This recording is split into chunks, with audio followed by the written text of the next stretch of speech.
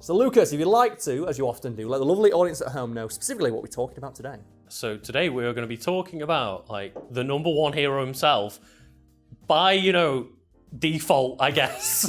Just Endeavour. The two sweetest words in the English language, default. So a link to the wiki we're referring to can be found below. But Lucas, thoughts on the flame hero Endeavour?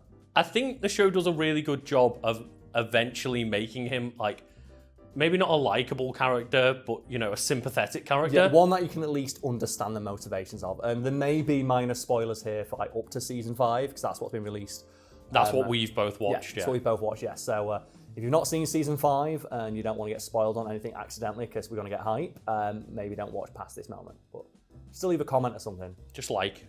There we go. And that's one of the things that YouTubers do that always confuses me. It's like, before we get to the content you click the video for, how about you like and comment first? It's like, no, how about you tell me what I clicked on the video to see? So I love the character of Endeavour purely because it's the character who made me realise, oh, this show is actually going to be pretty clever with the superpowers. Right, Because one of the problems I have with a lot of shows that have superpowers in them, including like, the Marvel movies and the DC movies, is that they don't often show the characters utilising their powers in interesting ways or explaining how they function. And the scene I want to specifically mention is when Endeavour is chasing down a criminal and the criminal starts flying. And I was like, why is he going to get out of this one then? His powers are flames, he can't fly, and he doesn't fly, but he starts running up the side of a building by using his flames to melt himself like a path up the building. And that's really clever.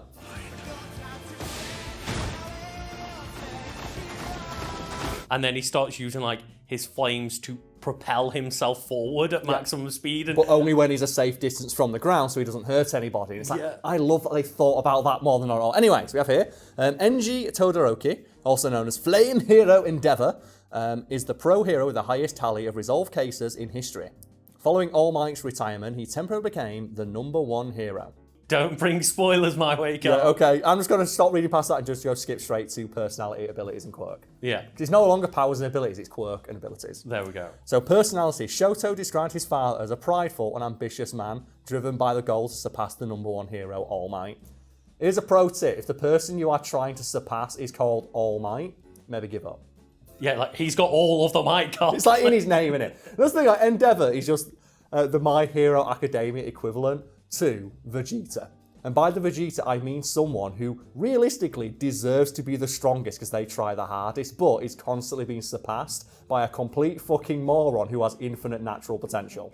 All Might is great, but it's just, Quirk bestowed upon him that will give him unbelievable limits of power. Yeah, he didn't realistically work for anything he's done. He has just natural potential that allows him to excel and way beyond anything Endeavour can, despite how hard he tries. That clearly messes him up because he then becomes like the awful, horrible father. Yeah, he starts like EV training in real life with his kids. Yeah, he actually does. I didn't think of it that way, but he does. Inbreeding his children to get. It's like, he marries a woman with ice powers in the hopes that he can create a child who has ice and fire powers, which he does eventually. But it's like his 5th child or something. Is like, no, I'm just gonna banish the other ones because they're useless and just focus on this one. And one of the scenes that actually got to me is when you see him texting his son, and it zooms on his phone, and he's sent like a text every day of like, "Hi son, just checking in. Hi son, hope you're doing," and no response. It's like, oh no, he just wants to talk to his son.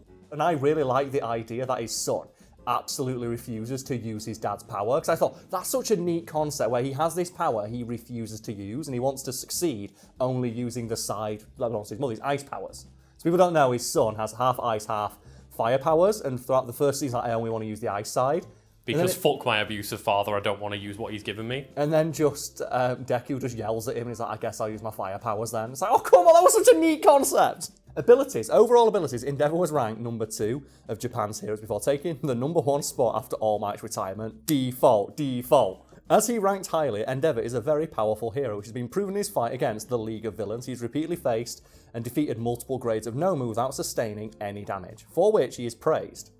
Well, he did sustain damage in one of those. Just in one of them, which is like one of the coolest fucking moments. That episode is so damn good. It's like, let's just put all of the budget into this 30 seconds. I'll incinerate you with hellfire so hot, you won't be able to regenerate fast enough! Prominence And I love when shows clearly do that. Of like, we're putting the entire budget into this. Like when you watch like the Super Broly movie, it's like, so where's the, like, this looks all right, but where did the budget? Oh, when they go to the sex dimension.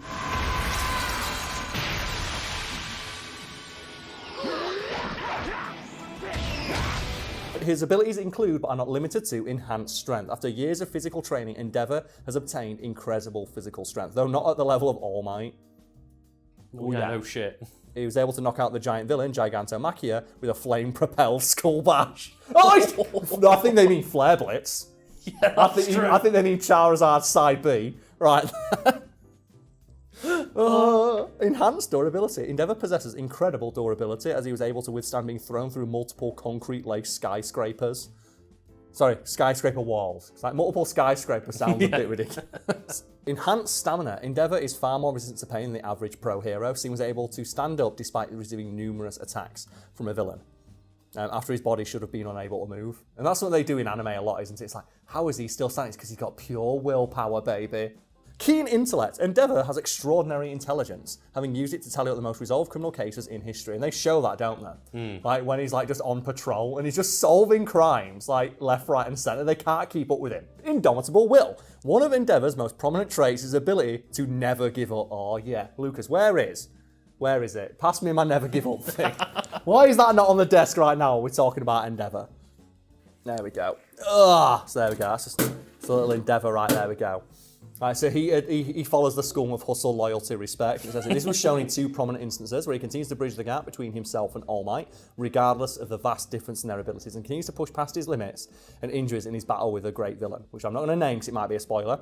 In the latter instance, Endeavour, seeing his old self reflected in the villain, resolved to no longer be the misguided and virulent person he had been his whole life, and use that resolution to go beyond his bodily limitations and finally defeat the high-end Nomu for good, while fully embracing the UA High School's plus ultra credo he had previously deplored.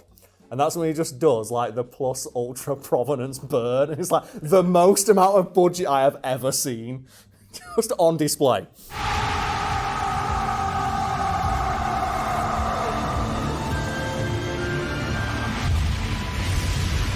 Just, would you like to light up the sky, Endeavour? Yes. And it works. It It fucking works. That's the thing, though, like, how could anything survive that? And then Quirk. So we've not discussed that yet. So Quirk, Hell Flame. NG's Quirk allows him to produce and manipulate large amounts of extremely intense fire at will. He appears to be immune to other flames and can easily control the shape and temperature of the blaze as well. NG's level of control enables to utilise his flames in unorthodox ways, such as concentrating flames and heat to his feet to achieve limited flight. He has been shown shaping flames into long-range and melee weapons, such as when he struck an enemy with a spear made of fire.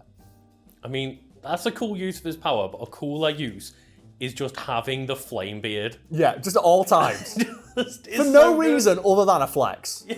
Because that's the one, like, it's not to disguise his, like, appearance, because who's going to attack the guy who's on fire 90% of the time?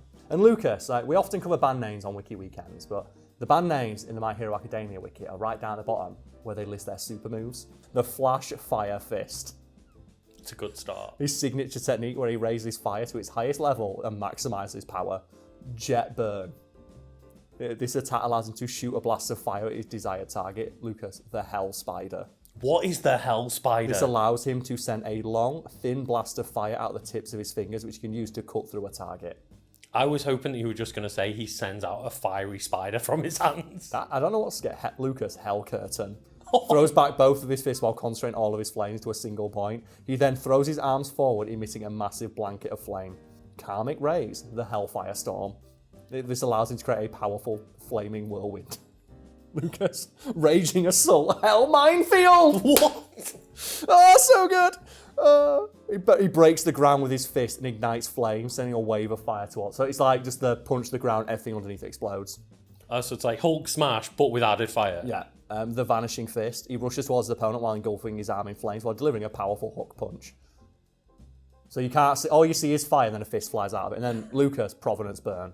Oh, God. And then finally, Ignited Arrow. Oh. He pulls back his arm and launches a scorching arrow of flame.